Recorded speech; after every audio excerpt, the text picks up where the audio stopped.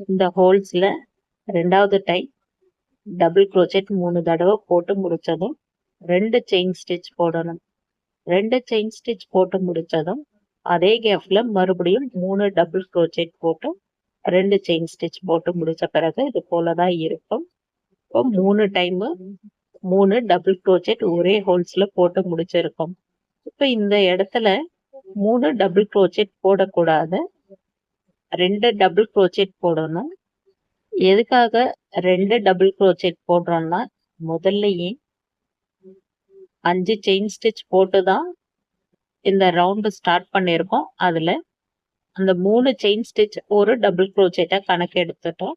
அதனால இப்ப இந்த இடத்துல 2 டபுள் crochet போட்டு முடிச்ச பிறகு முதல் போட்டிருக்கிற செயின் ஸ்டிச்ல 3ஆவதா இருக்கிற செயின் ஸ்டிச் வழியா ஸ்லிப் ஸ்டிச் போட்டு முடிச்ச பிறகு கிரானி ஸ்கொயர் ஃபர்ஸ்ட் ரவுண்ட் இது போலதான் இருக்கும்.